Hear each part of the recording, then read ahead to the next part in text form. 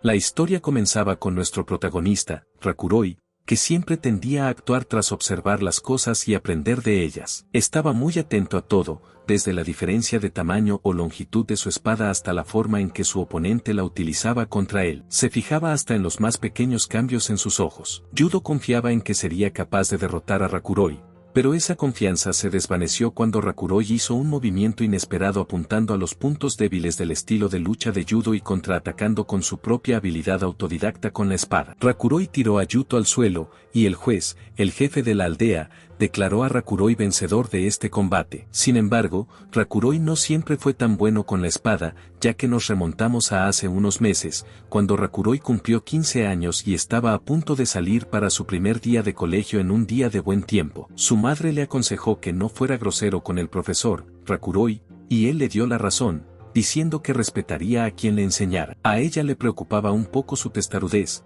así que le dio algo para regalar al profesor. Rakuroi partió hacia la escuela, recordando que su aldea estaba rodeada de montañas y que todos los niños de 15 años eran enviados a aprender a usar una espada. Para los aldeanos de aquí, la esgrima era una fuente de ingresos y un trabajo que les permitía defenderse en caso de ataque de una bestia. No solo eso, sino que había bestias más peligrosas que eran en realidad monstruos o bestias malignas, que solían ser un hombre o un animal normal que había mutado por razones desconocidas. A Rakuroi también le dijeron que podría convertirse en caballero tras llegar a ser un buen espadachín, pero eso era algo para más adelante. Pensó que si aprender esgrima iba a salvar vidas, la gente debería empezar a aprender antes. Por el camino, un aldeano preguntó a Rakuroi si empezaría a entrenar a partir de hoy, a lo que Rakuroi dijo que sería su primer día y que pensaba que podrían hacerles hacer entrenamiento físico. El chico dijo que Rakuroi era totalmente diferente a su hijo, que solo quería seguir las cosas que decía Rakuroi,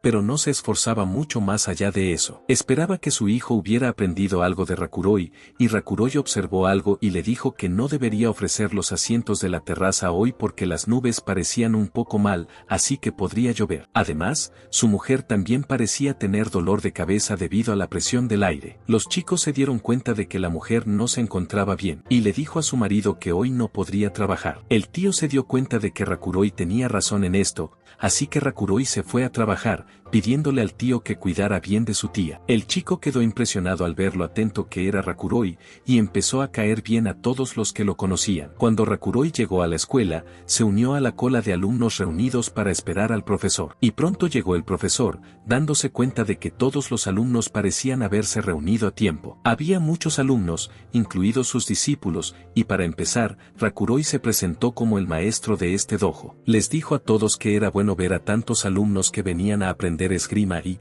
como hoy había tantas caras nuevas, les informó de que harían carreras de entrenamiento, que también les servirían de prueba. Rakuroi sabía que esto podría ocurrir y, al cabo de unos minutos, todos se reunieron y empezaron a correr. Al recordar las instrucciones que Rakuroi les había dado de correr unas 20 vueltas alrededor del perímetro de la calle, se ofreció a enseñar a los 3 primeros alumnos todo lo que pudiera. Entonces Rakuroi quiso dar lo mejor de sí mismo, ya que siempre había querido aprender todo lo que pudiera. Pensó que la prueba de resistencia debía servir para todo, ya que la forma física era siempre una parte fundamental para aprender cualquier cosa. Sin embargo, Rakuroi pronto se dio cuenta de que los demás estudiantes parecían estar muy desmotivados, a pesar de que estaban siendo supervisados. Rakuroi no era el tipo de persona que se rinde así. Entonces se dio cuenta de que los estudiantes parecían menos que al principio, ya que faltaban 3. No pensó que pudieran haberse ausentado, ya que el maestro Rakuroi no parecía descuidado. Se preguntó qué pasaría con los estudiantes de este dojo. En cualquier caso,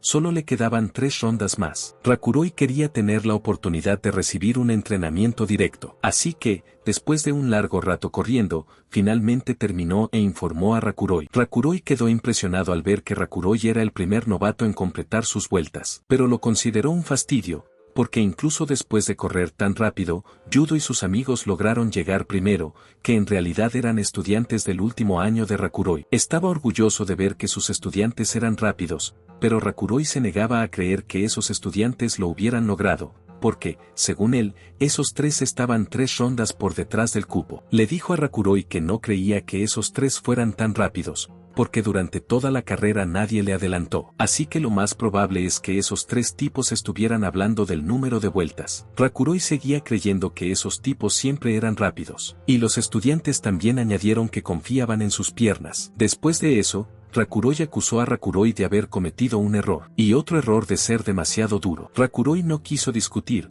así que admitió lo que Rakuroi le había dicho. Pero Rakuroi añadió que no podía estar seguro de que alguien estuviera haciendo trampas hasta que lo viera con sus propios ojos. Entonces Rakuroi pensó en algo y llamó a Rakuroi para decirle que debería tener un combate con Yudo. Rakuroi le pidió a Yudo que se preparara también, y pronto Yudo y Rakuroi tomaron sus posiciones con instrucciones de no apuntar a la cabeza. Rakuroi no podía entender qué demonios estaba tratando de decirle Rakuroi, pero de todos modos, decidió probar la espada por primera vez, viendo cómo atacaría a su oponente. Cuando comenzó el combate, Yudo atacó directamente a Rakuroi y este no sabía cómo luchar, ya que nunca había aprendido a manejar una espada. Así que fue empujado hacia atrás como un novato por un tipo que debería haber sido alumno de aquí hace más tiempo. Rakuroi se dio cuenta de que la situación no era muy buena y, justo cuando la espada de Yudo estaba a punto de golpear a Rakuroi, este detuvo la pelea. Rakuroi pudo sentir que estaba siendo derrotado, y Rakuroi se acercó para elogiar a Yudo por su excelente pelea. Rakuroi entonces le dijo a Rakuroi que había hombres que solo hacían lo que se les decía. Así que había una diferencia entre un hombre que podía pensar por sí mismo y un hombre que podía hacer cosas por sí mismo en vez de solo pensar. Rakuroi le preguntó si quería decir que Yudo tenía razón al ignorar las instrucciones. Por otro lado,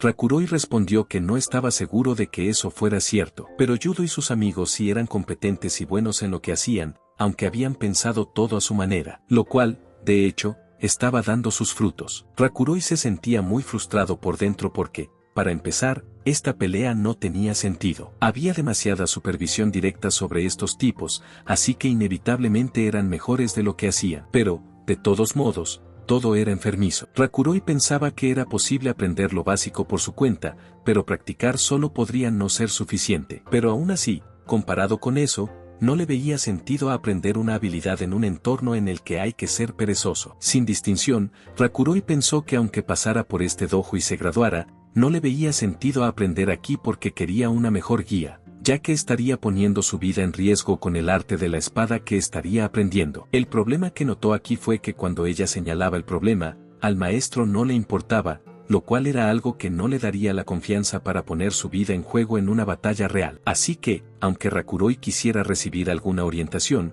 simplemente no sentía que perteneciera a esa gente. Le soltó las manos y, para sorpresa de Rakuroi, este volvió a poner la espada de madera donde la había cogido. Rakuroi preguntó qué pasaba inesperadamente, Rakuroi se limitó a inclinarse en señal de respeto y a decir que no vendría más por aquí, agradeciéndole al mismo tiempo el tiempo que había estado aquí, aunque hubiera sido inútil. Rakuroi le preguntó qué quería decir con eso, y él trató de decirle a Rakuroi que sus habilidades con la espada mejorarían con él. Pero Ryo no creía que pudiera aprender a proteger la vida de un hombre de alguien que ignora la injusticia, y esta decisión era algo que había tomado tras pensarlo detenidamente. Ryo dijo que eso era todo lo que tenía que decir y luego entregó el regalo que su madre le había dado para que se lo diera al maestro. Al día siguiente, en el lugar de trabajo del bardo en Río de Janeiro, los amigos de su padre pensaron que sin duda era hijo del bardo y que había vuelto a casa antes de tiempo. Rakuroi dijo que no tenía sentido estudiar en un lugar así. Entonces llegó su padre y les dijo a sus amigos que no mimaran tanto a Rakuroi. Bardo le dijo a Rakuroi que su madre se había enfadado mucho anoche. Entonces los amigos de Bardo mencionan a Rakuroi, diciendo que fue Rakuroi quien le dijo que se lo pensara. Bardo regaña a Rakuroi para que no sea tan críptico y tonto. Pero Rakuroi ya ha tomado una decisión, así que no importa cuántas veces se lo diga Bardo, no volverá a ese dojo. Rakuroi dice que es un hombre que sabe defenderse, así que si iba a un dojo donde aprendía a protegerse, que ni siquiera tenía las conexiones adecuadas, no podría salvar vidas de esa manera. Le preguntó a su padre si estaba equivocado al respecto. Bardo dijo que sabía que Rakuroi no era el tipo de hombre que se echaba atrás. Después de todo, había heredado su terquedad. Así que, para empezar, su padre le dijo que trabajara en la gestión y huida de Amon. Después, Bardo le pidió a Rakuroi que le hiciera el favor de entregarle algo, así que cogió algunas cosas para cargarlas en un carro. En el camino, pensó que correr no sería suficiente y que tampoco tenía fuerzas en ese momento. Quería aumentar su fuerza central para poder aprender algún tipo de movimiento ofensivo, así que antes de nada se preguntó si podría intentar fabricar una espada ligera con la madera del granero cuando llegara a casa. Cogió rápidamente el carro de reparto y no tardó en llegar a la casa para hacer la entrega. Se acercó y llamó al timbre, llamando al señor Carl, si estaba allí. El padre de Ryo era en realidad un antiguo aventurero que había regresado hacía 6 meses y era un buen amigo del gremio. Había notado un cambio significativo en esta casa, que antes estaba llena de maleza, pero ahora estaba limpia. También era sorprendentemente bonita, y pronto salió un anciano con una sola mano, y resultó que era Karo. Le preguntó a Rakuroi, llamándole niño, ¿qué quería de él? La aparición de un extraño anciano asustó a Rakuroi. Su primera impresión de Karo fue repugnante, y no podía creer que aquel tipo fuera un antiguo aventurero, sino más bien un vagabundo. Rakuroi respondió que había traído algo de su padre y dijo que su padre había llamado a Karo para este trabajo. Carl se preguntó qué podría ser, así que intentó deshacer el nudo, pero estaba demasiado apretado y era difícil de abrir para una persona discapacitada como Karo con una sola mano. Rakuroi se dio cuenta de ello, así que fue a quitar el nudo y, tras abrirlo, se quedó atónito ante lo que había dentro. Rakuroi vio por primera vez una bestia realmente malvada que parecía haber sido asesinada de un solo golpe. Él sabe que esta bestia debe haber sido originalmente dinero y de alguna manera se convirtió en una bestia malvada. Era más o menos de la misma altura que Rakuroi,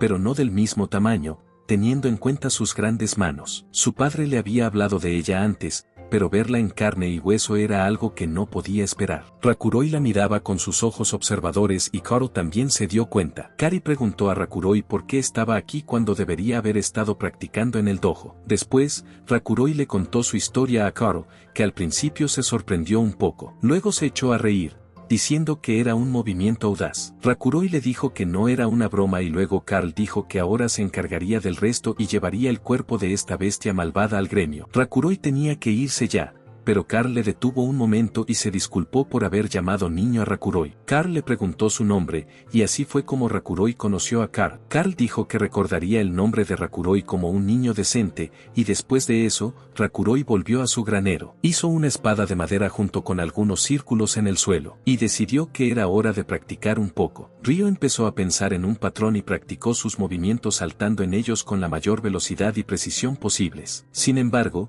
no estaba acostumbrado a moverse tan rápido y rápidamente se quedó sin aliento. Necesitaba averiguar cómo hacer la carrera, y entonces apareció Karo preguntándole si estaba en pleno entrenamiento. Le preguntó a Karo si quería ver a su padre. Entonces Karo le dijo que solo había venido a trabajar y le preguntó a Ryo si también quería participar. Ryo le dijo que casi había terminado su entrenamiento. Karo señaló entonces que el estilo de Ryo no era refinado. Ryo le preguntó cuánto sabía al respecto, a lo que Karo dijo que había visto muchas cosas en su vida y empezó a comprobar algo dentro del granero. Karo le pidió a Ryo que cortara una pequeña tabla para prestársela, y Ryo no podía imaginar lo que Karo estaba a punto de hacer. Karo le contestó que creía que sería más fácil para Ryo aprender si probaba su propio estilo contra el de otro. Después de eso, Karo y Rakuroi tomaron sus posiciones, donde Rakuroi sentía que no podía quedarse atrás como había hecho en la pelea con Yuto. Le preguntó a Karo si podía hacerlo todo, y este se quedó de pie con un pequeño palo de madera en las manos. Rakuroi dio el primer paso y blandió su espada contra Karo,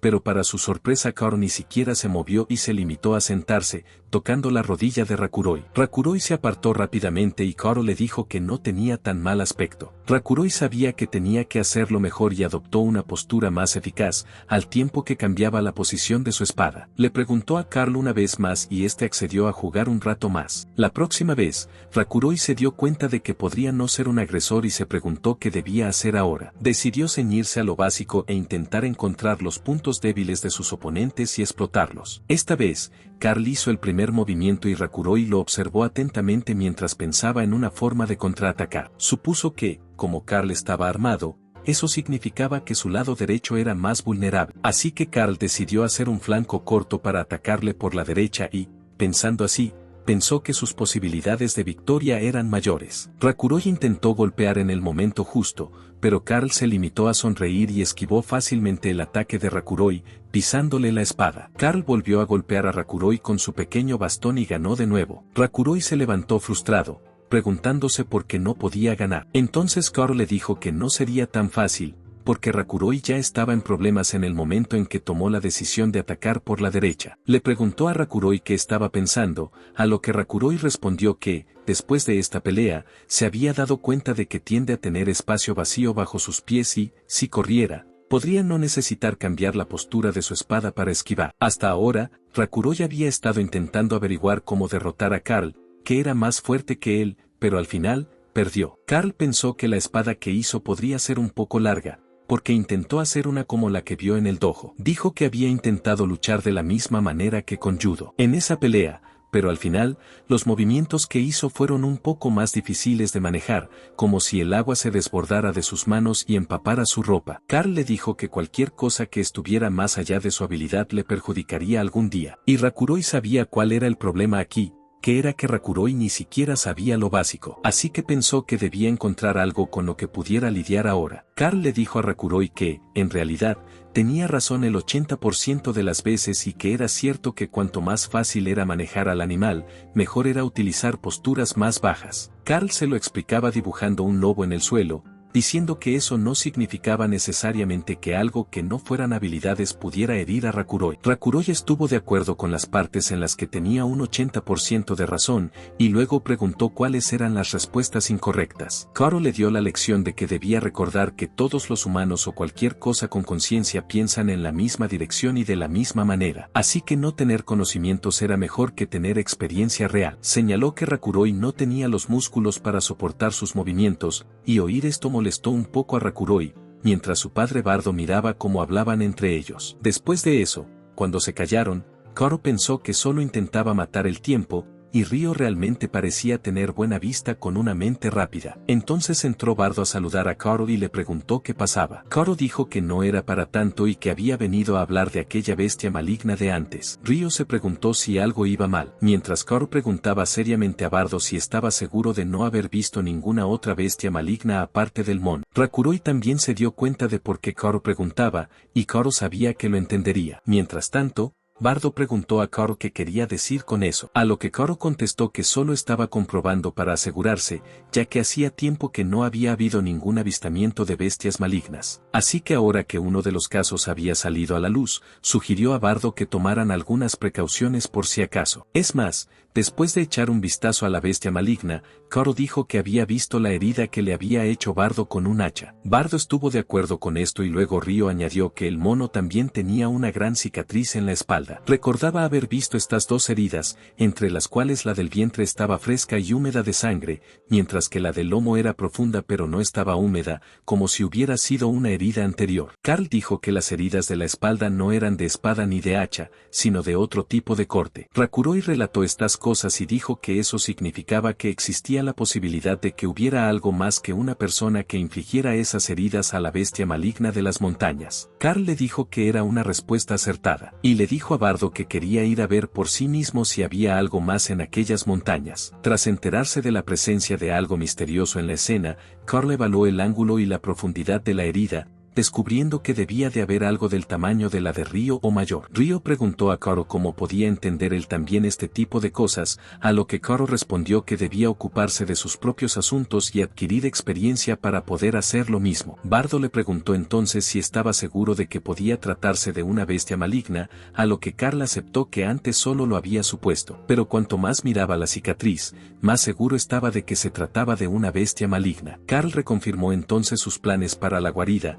diciendo que ahora se quedaría en las montañas por un tiempo y se aseguraría de que nadie más fuera allí. Bardo dijo que había planeado llevar a los chicos del dojo a las montañas, pero ahora no podía si allí era arriesgado. Karl dijo que más le valía hacerlo, pues de lo contrario nadie sobreviviría salvo él. Bardo comprendió lo que decía Karo, así que fue a hablarlo con el jefe de la aldea. Mientras tanto, Ryo se sentó e hizo algunos cambios en el dibujo que Karl había hecho antes y le preguntó si las bestias malvadas también podían usar magia. Karl accedió y las dudas de Ryo sobre que la magia fuera algo que cualquiera pudiera usar se hicieron realidad, pero el hecho de que las bestias malignas no necesitaran aprenderla como los humanos como él. Karl admitió que, efectivamente, la magia también era un factor decisivo en las batallas y que él mismo la utilizaba para fortalecer su cuerpo. Rakuroi observó que la magia fortalecedora de Karo parecía una fina película, pero antes de que pudiera pensar que era demasiado difícil de usar para él, Karo le dijo que la magia nunca había sido su especialidad. Le dijo a Rakuroi que dentro de unos días vendría un gran mago que le enseñaría su magia. Carl le dijo que era inteligente y que debía aprovechar la oportunidad para aprender algunas cosas de este mago. Al cabo de unos días,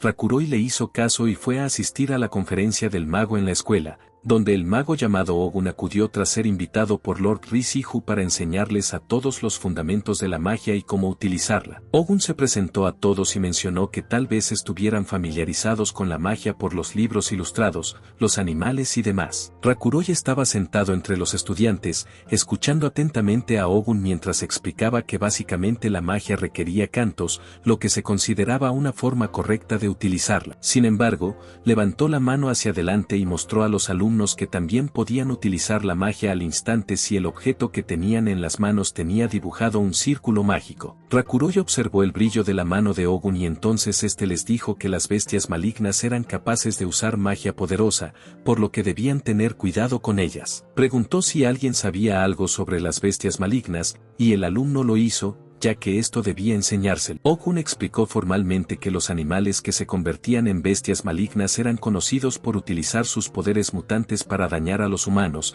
y uno de ellos había sido visto recientemente en esta zona. Después de eso, Ogun pasó a informar a los estudiantes de que primero necesitaban fortalecer sus cuerpos para poder utilizar la magia. Entonces, uno de los alumnos levantó la mano para hacer una pregunta. Era Yudo, y le preguntó al maestro si Ogun podía enseñarle a usar la magia de ataque, que solo podía fortalecer su cuerpo automáticamente. Rakuroi pensó que era una pregunta estúpida y el maestro tenía la misma opinión, así que le dijo un claro no a Yudo. Ogun le dijo a Yudo que parecía querer aprender rápido, pero la magia de ataque requería que una persona tuviera cierto poder antes de poder usarla correctamente, así que si cometías un solo error, también podías causar daño a otra persona. Ogen dijo que no le enseñaría algo peligroso a un tonto, que sonríe y se ríe de asuntos serios mientras pide una lección fácil, porque sería senil de su parte hacer eso. Yudo se paró frente a todos y Ogen cortésmente les dijo a todos que estaba dispuesto a enseñar a cualquiera, pero no todos podían usar magia, así que no debían cometer el error de pensar en su responsabilidad también. Yuto entonces solo se disculpó,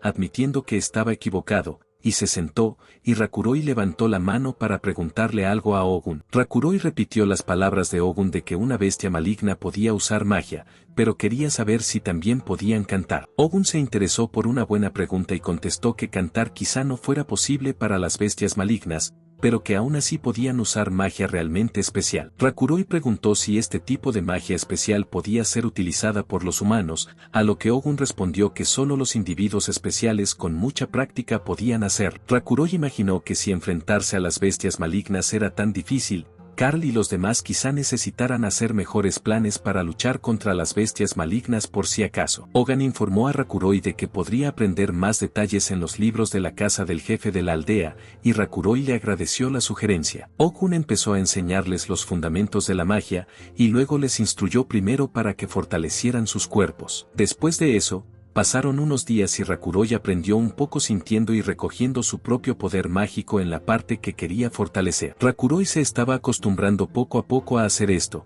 pero el problema para él era cómo mantener su poder mágico durante mucho tiempo. Él no tiene mucho poder mágico, así que la mayor parte del tiempo necesitaría usarlo sabiamente. Rakuroi pensaba en la magia como algo conveniente para facilitar las actividades cotidianas. Entonces llegó Yudo y llamó a Rakuroi por su nombre, mencionando que había oído hablar del intento de Rakuroi de hacer una espada de madera para un juego con Karo. Yudo fue a recoger una de las espadas hechas por Rakuroi y dijo que era ciertamente muy hermosa, pero no hablaba en serio. Yuto se burló del talento y decidió mostrar sus verdaderos colores, mientras tiraba la espada de Rakuroi al suelo y la pisoteaba. No se detuvo ahí, ya que Yuto rompió la espada a propósito. Después, murmuró que se le había resbalado la mano y devolvió la espada rota a Rakuroi. Yuto comentó que ahora sería más fácil para Rakuroi encender al menos el fuego de la chimenea. Yuto afirmó ser excelente, a diferencia de Rakuroi, y dijo que ahora iban a dar un paseo. Yuto llamó buena pareja al estúpido de Rakuroi y al perdedor de Karo, pero la atención de Rakuroi se centró en lo que dijeron sobre la caminata. Recordó a los chicos que, por el momento, no les estaba permitido ir de excursión a las montañas y les preguntó si estaban realmente seguros de ir solos. Rakuroi estaba seguro de que, tras el incidente con la bestia maligna, gente del gremio había ido al pueblo tras la historia de Karo, y la investigación aún no había concluido. Así que Yudo se inventó la mentira de que sus amigos tenían un permiso especial, ya que eran más fuertes, y lo confirmó con sus amigos. Después de eso, Yudo dijo que estaban ocupados y se fue con sus amigos. Rakuroi se preguntó si esto podría ser un problema, ya que podría o no haber algún Rakuroi en la aldea en ese momento. Entonces le llamó un tío que le había traído a Rakuroi unos pájaros que habían cazado durante la cacería. Rakuroi le dio las gracias y sintió que la bolsa estaba ciertamente pesada con 3 de ellos. En momentos así, Rakuroi utilizaba su fuerza física para llevar la pesada bolsa, mientras pensaba que debía practicar su habilidad para utilizar la magia de forma inconsciente siempre que lo necesitara. Su tío se sorprendió al ver que realmente podía realizar la mejora física, y Rakuroi admitió que entrenaba todos los días. El tío mencionó que solo unos pocos estudiantes de alto nivel eran capaces de usar la mejora todo el tiempo, y su hijo estaba llorando porque vio a Yudo mostrando celo. Rakuroi podía imaginar lo que debía hacer, así que le preguntó a su tío si Yudo tenía permiso para entrar en las montañas. Su tío negó que hubiera hecho algo por el estilo, y, aparentemente, Rakuroi podría averiguar más al respecto si estuviera aquí. El tío se fue con un hola para que se lo pasara a su madre y a su padre, y Rakuroi le agradeció su tiempo, pero por el camino se topó con Karo, que no parecía estar de muy buen humor. Así que le preguntó al tío Karo, el borracho, ¿qué había pasado? A Karo no le gustaba que le llamaran ni tío ni borracho y preguntó a Ryo si su entrenamiento con la espada y la magia iba bien. Ryo contestó que ambas cosas iban bien y que estaba trabajando para aumentar la duración de su entrenamiento físico. Karo vio su fortificación con sus propios ojos y preguntó qué había en la bolsa. Cuando Rakuroi le mostró la bolsa, Karo pensó que podía llevarse algunas de las aves para ahorrar dinero y comprar más comida y bebida. Entonces Karo se adelantó y le dijo a Rakuroi que transmitiera un mensaje al jefe de la aldea, diciendo que el equipo de investigación vendría del gremio de aventureros y que en cuanto terminara la investigación, la gente podría entrar en las montañas, que aún están restringidas. Rakuroi preguntó a Karo si ya había terminado la investigación, pues pensaba que ya debería haber empezado. Karo respondió que los aventureros no podían venir inmediatamente porque tenían algo en lo que trabajar, así que llegaban un poco tarde. Karo dijo que, hasta entonces, solo los adultos podían ir allí a cazar, pero que los niños tenían terminantemente prohibido hacerlo. Entonces Karo se dio cuenta de que había algo raro en la expresión de Rakuroi y le preguntó directamente si ocultaba algo. Rakuroi dijo vacilante que no era nada de eso e informó a Karo de lo que Yudo y sus amigos habían dicho sobre recibir un permiso especial. Luego los 3 se dirigieron hacia la montaña. Carl estaba furioso después de oír hablar de esos idiotas y dijo que no había ningún permiso especial, ya que el gremio ni siquiera había venido a investigar el caso. Carl necesitaba que Rakuroi lo acompañara hoy porque no se sentía bien, especialmente por culpa de esos estúpidos niños mentirosos. Carl fue a comprobar una vez el interior de la aldea, mientras Rakuroi añadía que llamaría al jefe y a su padre para pedirles apoyo. Le preguntó a Karo qué señal utilizaría después de encontrar a esos niños, a lo que Karo respondió que daría la alarma en el pueblo en cuanto los encontrara y dejaría el resto a otros adultos. Ryo entendió lo que decía y le pidió a Karo que no se cayera ni se golpeara contra un árbol, mientras le llamaba tío borracho. Karo dijo que lo recordaría cuando volviera. Los 2 se apresuraron a hacer su trabajo y, al cabo de un rato, Bardo les dijo a todos que habían intentado buscar por todo el pueblo, pero que los niños no estaban. Esto significaba que ahora tendrían que formar un equipo distinto al de Karo para buscarlos en las montañas. Bardo eligió a unas cuantas personas para que se quedaran vigilando la aldea y dio instrucciones a cualquiera que encontrara a los niños o si la aldea estaba en apuros, para que hiciera sonar inmediatamente una señal de humo para pedir ayuda. Le dijo a Rakuroi que se quedara aquí con el jefe de la aldea, y Rakuroi accedió a seguirle, diciendo que también enviaría una señal de humo si esos niños volvían. Una vez hecho esto, Bardo y los demás adultos se fueron a ver las montañas, mientras que Rakuroi se quedó atrás. Preguntó al jefe de la aldea dónde estaba Rakuroi, a lo que éste respondió que Rakuroi debía de haber ido a una tienda de armas de camino a la ciudad para comprar una armadura. Al cabo de un rato, de repente empezó a llover copiosamente y Rakuroi se imaginó que las cosas podrían ponerse muy mal porque la lluvia dificultaría el envío de una señal de humo. No solo eso, sino que también les dificultaría colocar bien los pies. Esperaba que los encontraran antes de que las cosas empeoraran. Entonces, uno de los aldeanos vino a informar al jefe de que había llegado el grupo del gremio de aventureros que habían solicitado, y su líder, Furao, se presentó al jefe de la aldea. El jefe de la aldea les dio una calurosa bienvenida y les pidió que sometieran personalmente a la malvada bestia del bosque. Furao aceptó la petición del jefe, pero mencionó que no estaba acostumbrado a trabajar bajo la lluvia, por lo que podría necesitar un guía que conociera el bosque para guiarles. El jefe de la aldea pensó a quién enviar como guía, mientras que Rakuroy evaluó que Furao y el hombre detrás de él parecían fuertes espadachines, mientras que la mujer era probablemente una maga, y el hombre delgado detrás de ellos podría ser un mago o un espadachín. Rakuroy pensó que el grupo parecía bastante fiable, a pesar de que les habían llamado a toda prisa, pero de repente notó algo en el bosque delante de ellos mientras pensaba en quién podría guiarlos. Rakuroy se fijó rápidamente en la persona y empezó a correr hacia la figura que vio en el bosque. Mencionó a los demás que quienquiera que fuese cojeaba, por lo que probablemente estaba herido. Mientras Rakuroy corría hacia esa persona, se aseguró de comprobar si había algún perseguidor detrás de él. Preguntó a la persona, que era uno de los tíos del pueblo, si se encontraba bien, y el tío reconoció a Rakuroy. Los otros miembros del grupo de aventureros se acercaron a comprobar qué ocurría y entonces el tío herido abrazó a Rakuroy y le dijo que una bestia maligna había aparecido mientras él buscaba. El tío también les informó de que Yudo y los demás estaban de vuelta en el pantano dentro del bosque, pero la bestia maligna se interponía en su camino. Los aventureros le dijeron al chico que no hablara ahora, ya que primero había que ocuparse de él. El líder del grupo se dio cuenta de que no parecía que tuvieran tiempo que perder, así que debían darse prisa. Pidió al jefe de la aldea que pusiera a salvo a este aldeano herido mientras ellos iban a someter a la bestia maligna. El jefe de la aldea quería conseguirles un guía rápidamente,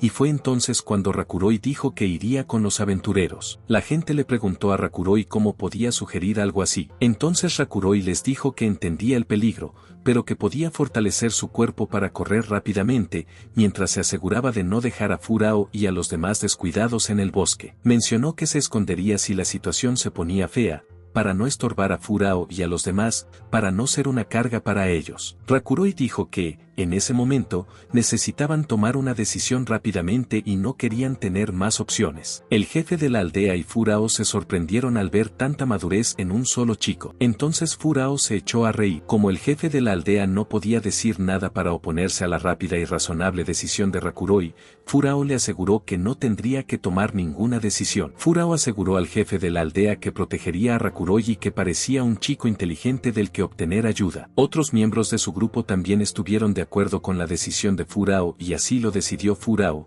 ya que el chico le caía bien y accedió a llevarse a Rakuroy con ellos para que les ayudara a marcar el camino. Después de eso, se adentraron en las montañas para buscar a la bestia maligna y a los niños, y cuando llegaron al lugar mencionado por el aldeano herido, Furao y los demás no encontraron a nadie allí, y al echar un buen vistazo a las ramas rotas del suelo, observaron unas extrañas cicatrices en los árboles y el suelo. Furao mencionó que podría haber habido una pelea, y al mirar hacia donde se dirigían, Furao observó una cueva a cierta distancia. Decidió tomar la delantera desde aquí y pidió a los demás que fueran por separado. Uno de ellos llamado Mirón dijo que tomaría una ruta ligeramente separada, y Furao estuvo de acuerdo con él. Mirón les dijo a todos que tuvieran cuidado, mientras se iba y Furao le mencionaba a Rayo que Mirón estaría bien, ya que era a la vez un buen espadachín y un mago. Una vez decididas sus rutas y desviaciones, Furao dijo que debían seguir su camino, mientras mostraba su emoción a Rayo, y el otro hombre le pidió a Furao que se comportara correctamente. En el camino,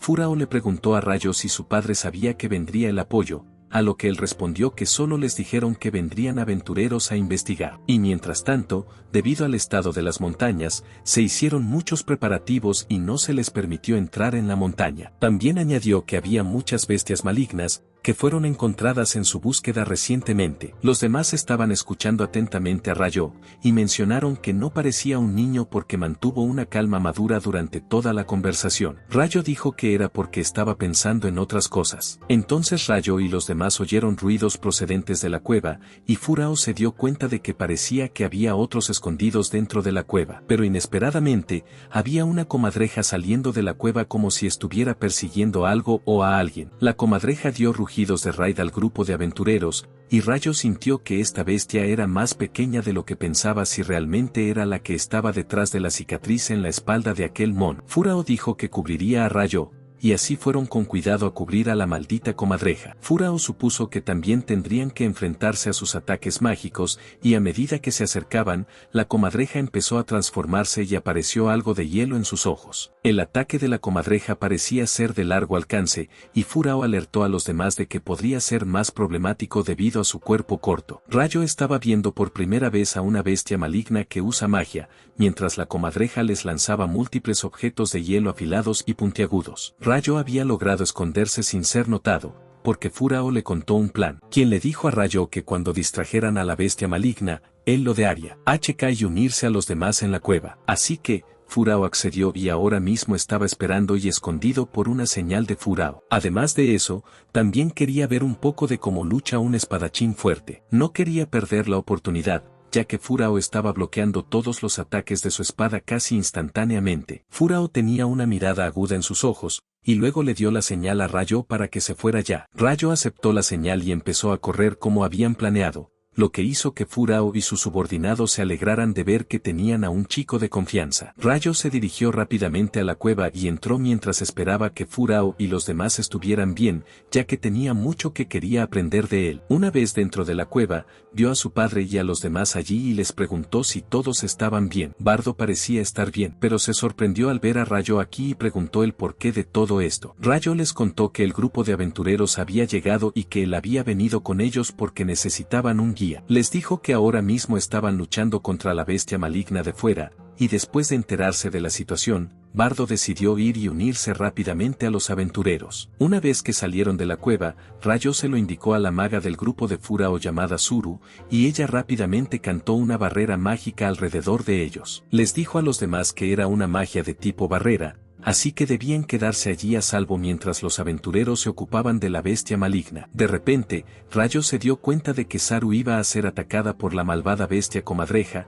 y fue salvada por la vaina de Furao que lanzó para defender a Saru de los ataques. Ahora que la atención de la comadreja estaba en otra parte, Furao aprovechó esta oportunidad para asestar un corte final a la malvada comadreja y poner fin a todo esto. La malvada comadreja finalmente estaba siendo eliminada, y Rayo se dio cuenta de todos los movimientos que Furao utilizó. Después de eso, todos pudieron tomarse un respiro y Furao informó a Bardo de que, aunque hubieran derrotado a la bestia maligna, aún tendrían que darse prisa en encontrar a los niños porque el tiempo se estaba poniendo feo. Bardo y los demás se ofrecieron a escoltarles, mientras Rayo se extrañaba de que la bestia maligna de antes pareciera al principio una comadreja normal, pero su aspecto cambió por voluntad propia. Entonces, se dio cuenta de que existiendo peligros como ese, necesitaba entrenar para fortalecer aún más su cuerpo. Furao le preguntó a Bardo si los otros chicos que buscaban eran tan fuertes o tranquilos como Rayo, a lo que Bardo respondió que, a diferencia de Rayo, ellos iban al dojo, así que no eran tan malos. Rayo se sintió un poco burlado por esa afirmación de su padre, y Mirón le palmeó el hombro mientras añadía que la gente que se atrevía a ir a montañas restringidas debía ser genial. Furao se acercó y le dijo a Rayo que no pusiera esa cara, porque según él, a Rayo se le daba muy bien dominar las cosas y darle la vuelta a la tortilla, lo cual era bastante bueno para aprender a desenvolverse con seguridad en diferentes situaciones. Furao entonces le pidió a Bardo que no se demoraran más y buscaran a los niños rápidamente y luego se fueran a casa. Rayo, Furao y los demás empezaron a buscar a los niños y se dio cuenta de que cuanto más avanzaba, peor se estaba poniendo, ya que cada vez le era más difícil usar su mejora física, aunque solo se concentrara en lo importante. Entonces Furao les dijo a los otros que ahora estaba tronando. Entonces Rayo les preguntó por qué continuaban aunque los aventureros ya hubieran hecho la subyugación. Furao contestó que el cambio en la tierra y la subyugación estaban relacionados, ya que si había más bestias malignas, solo traerían problemas más adelante. Así que querían realizar una investigación exhaustiva de esas zonas e informar. Rayo se estaba dando cuenta de lo duro que era su trabajo, mientras que él se imaginaba que si se encontraba solo con una bestia maligna, lo único que podía hacer era huir rápidamente. Furao le dijo que debido a la investigación, pensaba que se quedarían en la aldea, y durante la misma también cuidaría de Rayo. Después de eso, manifestó su deseo de querer hablar con Karl, que sabe mucho de esta zona, pero mencionó que Karl no parecía haber cambiado su forma de precipitarse desde hacía mucho tiempo. Ryo pudo entender por sus palabras que debían de ser conocidos de Karl. Entonces empezó a oler a suciedad a causa de la lluvia, y entonces la mención de la suciedad atrajo su atención hacia el lugar por el que caminaban, y Ryo se detuvo ahí. Su padre Bardo le preguntó qué había pasado, mientras Ryo estaba ocupado pensando que el fuerte sonido de los truenos y el balanceo de los árboles sonaban como un estruendo. Entonces, pensó que el extraño olor a tierra al que no estaba acostumbrado era severamente extraño,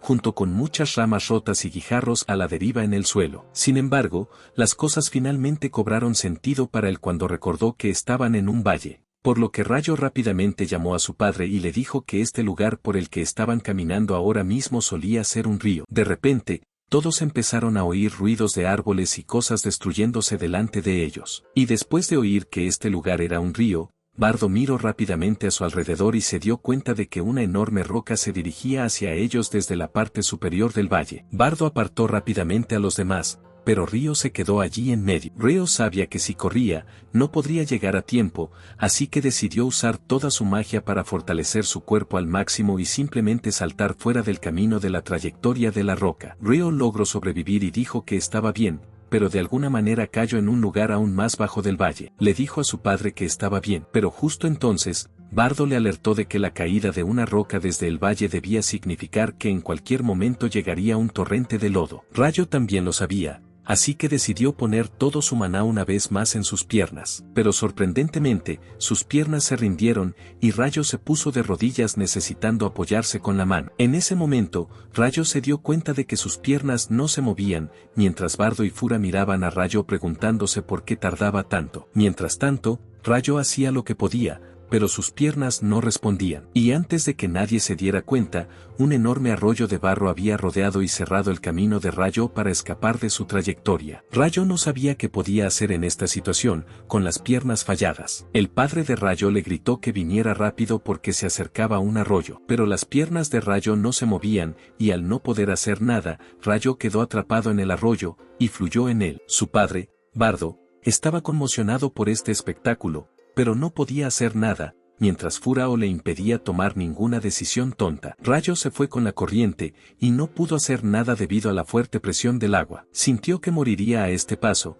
y pronto a cierta distancia, vio algo con una forma extraña adelante. Rayo hizo todo lo posible por fortalecer su cuerpo aunque fuera un poco para protegerse, pero seguía sintiendo mucho dolor mientras su conciencia empezaba a desvanecerse. Al cabo de un rato, Rayo abrió los ojos y se preguntó dónde estaba. Se dio cuenta de que había conseguido sobrevivir, y se dejó mecer por la corriente desde una gran distancia. Estaba temblando de frío, y entonces sintió un repentino dolor en las piernas. A Ryo le dolía todo el cuerpo, y no estaba seguro de a qué distancia del valle se encontraba ahora mismo. Pensó que debía vendarse la herida porque el rescate tardaría unos días en llegar. Cabía la posibilidad de que le atacara una bestia que olía a su sangre. Ryo sabía que su padre se habría enfadado mucho y le habría regañado si estaba aquí, pero aunque fuera solo, Ryo tenía que hacer algo para sobrevivir. De lo contrario, moriría a este ritmo. Ryo empezó a buscar algo de comida primero, y, afortunadamente, encontró un ciervo que parecía haber muerto también al quedar atrapado en aquel arroyo. Empezó a hacer mojones en los árboles por donde pasaba,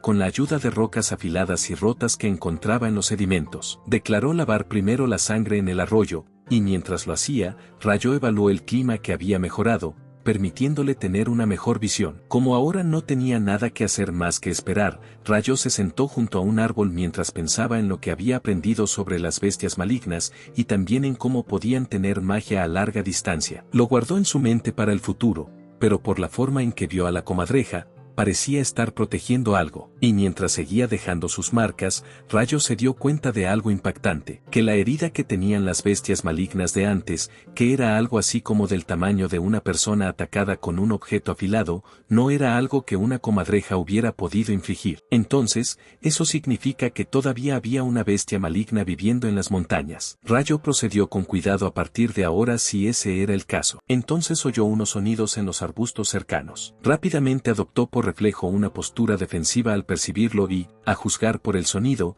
Rayo pensó que debía tratarse de una bestia o una criatura enorme. Rayo era muy consciente de su situación actual, en la que no era más que una presa, pero de cualquier forma mantuvo la calma para pensar en ello. Quería limitar sus movimientos, para que fuera lo que fuera, no se fijara en él y quería evitar una pelea a toda costa porque ahora mismo ni siquiera podía defenderse. Pronto, los sonidos siguieron acercándose, y a pesar de la herida en su pierna, Rayo estaba listo para hacerlo mejor aunque su pierna se agravara. Así que, atacó en la dirección de donde provenía el sonido, y para su sorpresa, era de una chica desnuda que parecía estar aquí en el bosque. Rayo nunca esperó que hubiera una chica aquí, y se preguntó por qué estaba aquí en primer lugar. Pero lo que más le complicaba era, ¿por qué demonios no llevaba ropa, sin ningún pudor? Intentó no ver nada más que sus pies en el camino, y no importaba cómo la mirara, era solo una chica. Aparentemente, ella no tenía ningún arma, ni él sintió ninguna hostilidad por parte de ella. Pero extrañamente,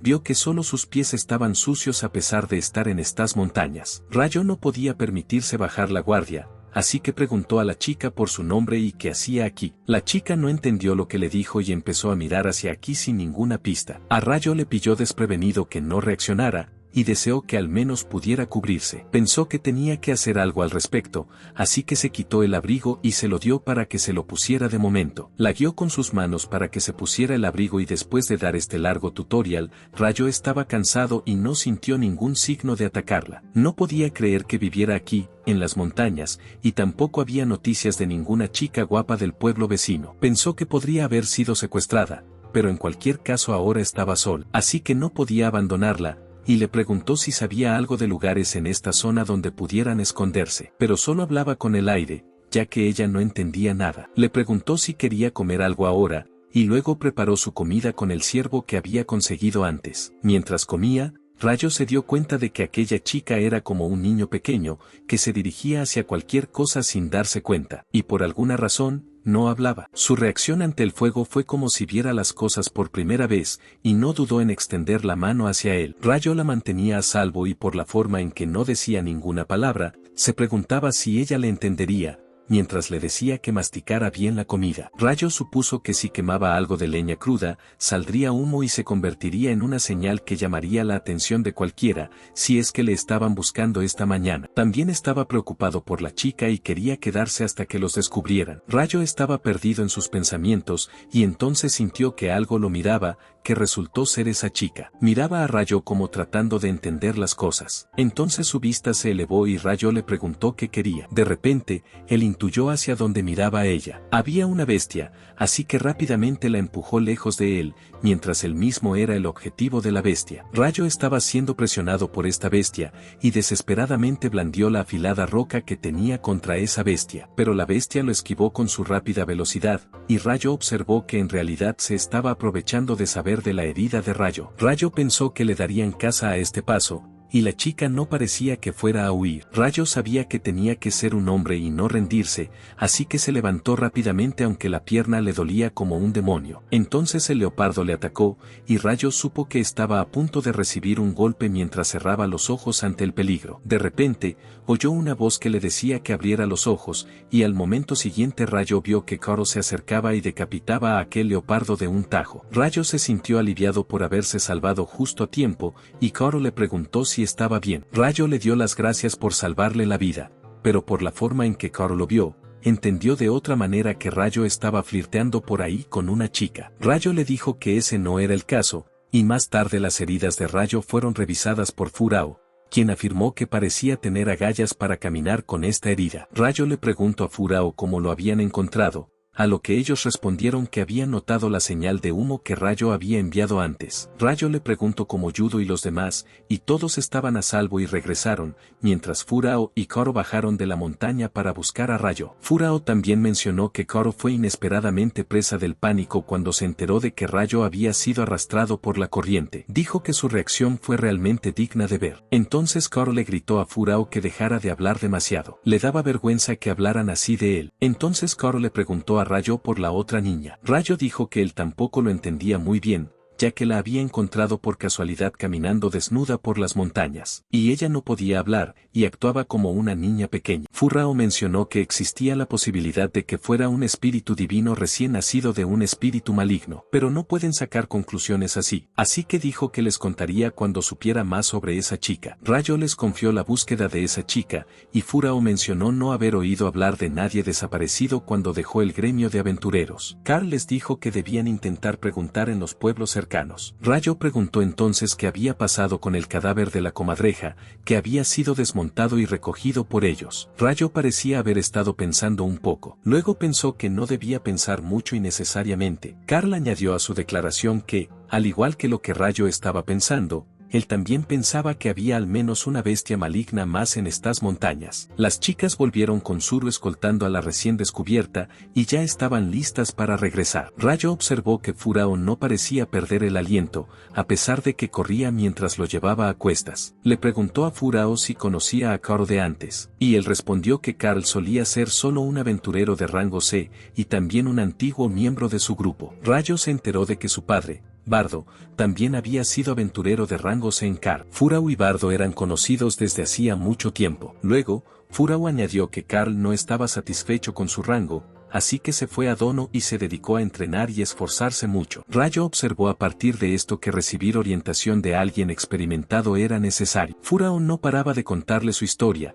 pues pensaba que Carl pronto sentaría la cabeza con todas aquellas habilidades y esfuerzos. Pero resultó que lo único que hacía Carl era emborracharse. Furao esperaba de nuevo que Carl hubiera mejorado desde que se apegó a esta aldea. Pero ahora mirándolo, resultaba que era el mismo de siempre. Pero a pesar de todo, Furao se sintió aliviado tras ver lo sucedido, cuando Carl fue el primero en saltar al enterarse de que Rayo estaba en peligro. Carl trató de ocultar sus sentimientos enfadando a Furao, y este le llamó ruidoso para ocultar la vergüenza. Una vez que llegaron de vuelta a la aldea, Bardo parecía estar esperando en la puerta, y en el momento en que vio a Rayo en el hombro de Furao, vino rápidamente corriendo hacia Rayo. Bardo presionó la cabeza de Rayo para castigarlo y luego lo miró bien, y de nuevo como Rayo esperaba. La ira de Bardo no se iba a calmar tan fácilmente. Entonces su manga fue sujetada por la chica que encontró en las montañas, y fue así como Bardo también la vio por primera vez. Más tarde, la madre de Rayo se sorprendió cuando vio que Rayo parecía haber traído una chica a casa con él,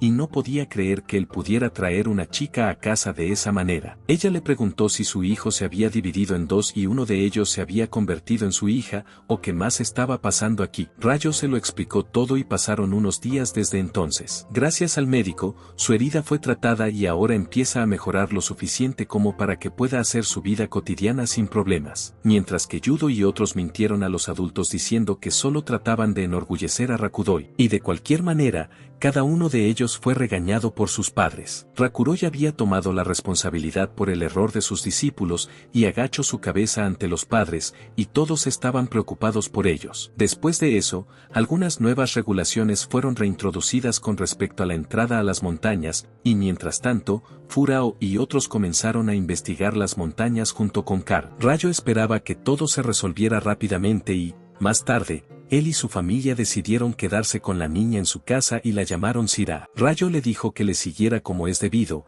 y ella accedió a sus palabras, pues parecía haber aprendido un poco el idioma. Rayo supuso que la principal razón por la que Sira estaba en su casa era porque se sentía unida a él. Para él estaba perfectamente bien, hasta que ella empezó a seguirle incluso hasta el baño desnuda. Rayo no estaba seguro de cómo irían las cosas a partir de ahora. Mientras guiaba a Sira de la mano, Rayo fue llamado por Mirón, que le preguntó cómo tenía las piernas. Rayo dijo que se estaban curando bien, y Mirón se sintió aliviado al ver que Sira también estaba bien. Rayo tenía la sensación de que Mirón sabía algo, y estaba seguro de que no se lo estaba imaginando. Recordaba que Mirón era bueno tanto con la magia como con la espada, así que también debía de ser bastante fuerte. Mirón mencionó que estaba enseñando esgrima a Yudo y otros, así que preguntó si Rayo quería unirse también. Entonces Yudo llamó a Mirón, y dijo que sería mejor dejar solo a la persona más cobarde de la aldea. Rayo le dijo a Mairen que en realidad tenía algo que hacer, así que se excusó con Sira de allí. A Mairen no le importó en absoluto,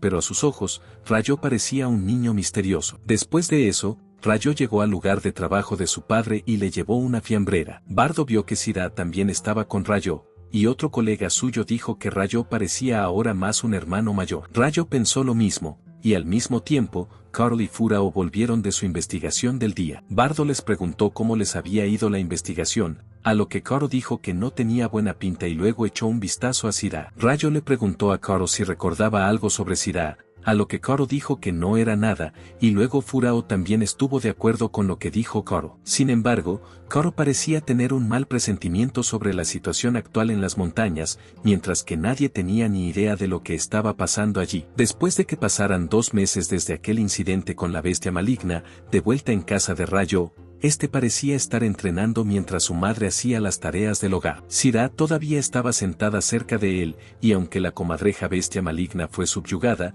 todavía quedaba el misterio de otras bestias malignas estando allí. La investigación de las montañas se había extendido, y aún no se habían levantado las restricciones impuestas a los aldeanos para entrar en ellas. Rayo se había acostumbrado a practicar duro cada día, mientras terminaba su cuota de 100 golpes. Le rebosaba el sudor de la cabeza, mientras recordaba que el verano había pasado y el otoño se acercaba a su ecuador. Syrah le ofreció a Rayo una toalla para secarse el sudor, y este le agradeció la ayuda. Rayo se sintió un poco mal por no poder entrar en las montañas durante el otoño, porque era abundante en esta época. No estaba seguro de si podrían aguantar el invierno con sus reservas actuales. Entonces se dio cuenta de que una de las ampollas se le había reventado en la mano y ahora sangraba de nuevo. Por otro lado, sentía que aún no se había esforzado lo suficiente. Además de correr y entrenar la musculatura, Rayo tenía como rutina diaria hacer también algo de pesas. Pensó que había ganado un poco de músculo y deseó haber sido bendecido con un gran físico como el de su padre. Pero después de pensarlo de nuevo, se dio cuenta de que estaba bien sin ello. Syrah se dio cuenta de que estaba herido de nuevo y él le dijo a Date que estaba bien. Entonces, al mismo tiempo, se sorprendió al ser acusado de coquetear de nuevo con Syrah por Carl. Rayo le llamó tío borracho, y al parecer, Carl también había venido con Furao. Rayo le preguntó a Furao si tenía algo que hacer aquí con su equipo. Luego dijo que solo estaba saludando, e informó a Rayo de que había decidido abandonar la aldea al día siguiente. Rayo no se lo esperaba, ya que Furao supuso que debía volver al gremio para informar de la situación actual, y pensaba volver a ver a Rayo de vez en cuando en invierno. Por otra parte, Furao se burló de Carl diciéndole a Rayo que él también parecía tener ganas de ver a Rayo, mientras le pinchaba el costado con el codo. Carl llamó cobarde a Furao por atacar por el lado débil, y este afirmó que solo estaba observando a Rayo, nada más. Furao le llamó tímido, lo que hizo que Carl les gritara. Entonces Rayo les preguntó si tenían tiempo después de esto, a lo que porque quería que le dieran una lección más de espada. Furao accedió a su petición, y así empezó a enseñarle a Rayo diferentes cosas como desmayar un movimiento y a la persona. Al terminar el entrenamiento, Furao se dio cuenta de que Rayo estaba clasificando frutas fumigo, así que le preguntó si tenía existencias para el invierno. Rayo le dijo a Manchen que, como no se permitía a toda la aldea ir de lengua a las montañas, tenían que hacer el mínimo esfuerzo para recoger existencias. Sin embargo, no basta con ir al pie de las colinas, ya que a veces se daban casos en los que frutas similares a estas se azotan. Ryo mencionó que Mairen dijo que la fruta de los azotes podía comerse si el proceso era el correcto, lo que sorprendió a Carl y dijo que tenía algo que ver con Mairen. Después de eso, Furao informó a Rayo que para compensar el tener que parar esta investigación, Mirón se quedaría en el pueblo durante el invierno y que habría algunas reuniones al respecto. A Rayo le dijeron que Mairne podría ayudarle, ya que era bueno con la magia, el poder y la espada. Sin embargo, Rayo no estaba seguro de Mairne, ya que era una persona extraña que siempre estaba sonriendo, lo que hacía difícil discernir sus verdaderos sentimientos. Ahora, Furao dijo que ya era hora de que se pusieran en marcha, y le pidió a Rayo que mejorara sus habilidades hasta el punto de dejar de tener ampollas. Rayo agradeció aquellas palabras, y sin más, Furao y sus amigos abandonaron la aldea. Y después de otro mes de algunos progresos, Rayo había empezado a ser capaz de blandir su espada con más libertad, además de ser capaz de sostenerla con una mano entre el combate, para dar un golpe sorpresivo. Syrah notó que su movimiento era diferente al habitual, y le preguntó a qué se debía, a lo que Rayo le preguntó qué le hacía pensar eso. Ella dijo que Rayo siempre parecía usar su espada con las 2 manos, pero que ahora solo usaba una. Syrah le preguntó si debía fingir que no se daba cuenta, a lo que él respondió que estaba bien, ya que solo era un inmaduro y se alegró de que ella se diera cuenta. A Sirá le gustaba mirar a Rayo y Rayo se alegró, ya que se acercó y le pidió a Sirá que se pusiera la chaqueta porque empezaba a hacer frío. Agradeció a Rayo su preocupación, y a él le gustó lo mona que era Sirá, como una niña pequeña. Tenía buena memoria y también se le daba bien leer y escribir. A su padre y a su madre también les caía muy bien, dado lo mona y amable que era. Sin embargo, al final, él seguía deseando conocer su origen. Después de eso, el padre de Rayo preguntó a Rayo y a Sirá si podían hacer una cosa por él, y así, acabaron en casa de Carl para entregar la comida y la manta. Carl se burló de Rayo cuando lo vio. Wario dijo que si no quería la manta se la llevaría a casa. Carl aceptó la manta y la comida, y luego le preguntó si iba a ir a casa de Mairen después de esto. Rayo aceptó que iba a ver a Mairen, y entonces Rayo preguntó cuáles eran las recompensas y otras cosas por su investigación después de todo, ya que Mirón quedarse aquí no era como un aventurero. Carl respondió que, de algún modo, Mirón no estaba registrado en los libros del gremio, lo que hizo que Rayo pusiera cara de irresponsable. Carl declaró que le había dado una carta a Furao que podría resolver el problema, y ahora pasó a preguntar a Ryo si estaba practicando bien. Ryo dijo que entrenaba todos los días, y luego preguntó a Koro por qué no se había presentado últimamente. Koro dijo que no era nada, que tenía más frío y le dolían las heridas. Pero Ryo se dio cuenta de que mentía, y le dijo a Koro que, cuando no estaba a gusto, tenía la costumbre de tocarle la barbilla con el pulgar. Koro intentó rechazarlo, pero sabía que era difícil tratar con un niño perspicaz como Ryo. Así que fue a recoger a Ryo y lo echó de casa diciendo que tenía algo que hacer, así que debería largarse. Ryo le preguntó a Koro qué demonios era eso, mientras Koro le decía que saludara a su madre y se volviera. Después de que Rip y Sirá se fueran, Koro se sentó sintiéndose deprimido ya que decía que le dolía ver a Ryo. Después de eso, Ryo y Sirá fueron a casa de Mairen y este les dio la bienvenida con una sonrisa en la cara. Ryo también había traído mantas y comida para Mairen, y le preguntó dónde ponerlas. Mairen agradeció la ayuda, y Ryo echó un vistazo a la casa sintiendo que este lugar parecía algo más habitable. Entonces Mairen mencionó que tenía algo que hablar con Rayo, y le preguntó si podía dedicarle unos minutos. Rayo pensó que no habría problema si eran unos minutos, y se sentaron a tomar el té. Rayo le preguntó de qué quería hablar, y Mairen mencionó que podría ser un poco desagradable para él. Mairen mencionó que él también enseña esgrima a los alumnos de Rakutoi,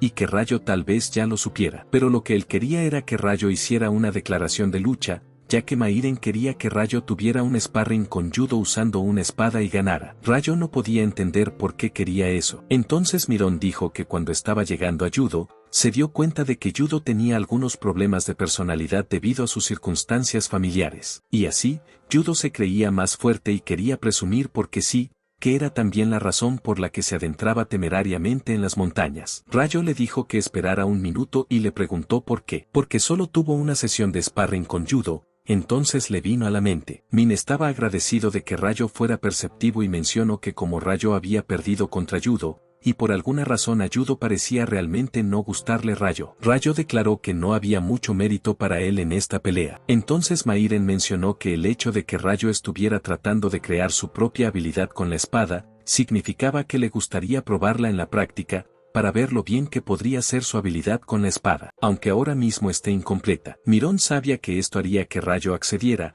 así que agregó que el tiempo para ello no era específico por ahora, pero que él iría a entrenar judo hasta su paseo contra Rayo, solo si a Rayo no le importaba. Rayo le dijo a Mirón que era muy bueno motivando a la gente, mientras declaraba que no iba a perder. Mirón dijo que debían mantener esto entre ellos, y que eso era todo lo que tenía que hablar. Después de eso, Rayo le dijo a Sirae que era hora de irse a casa. Entonces se dio cuenta de que ella estaba mirando unas cosas guardadas en una estantería. Mirón le dijo que estas cosas eran en realidad su tesoro, y que era solo una fracción de algunos de los tesoros y recuerdos de sus viajes. Mirón empezó a hablar del látigo de caballo que le regaló un caballero de cierto país, que le trató bien y se convirtió en su amigo, pero más tarde desapareció. Aparte de eso, había algo de tela guardada a un lado en un tarro, que en realidad era el fondo de la bandera del cuerpo mercenario al que Mairen acompañó una vez, pero que posteriormente también fue aniquilado. Y por no mencionar que las conchas marinas de la estantería eran la parte de la cena que comió con unos buceadores en un pueblo. Pero esa dama fue devorada más tarde por un pez gigante que se convirtió en una bestia maligna. Mairen llamaba a todas estas cosas sus preciados tesoros,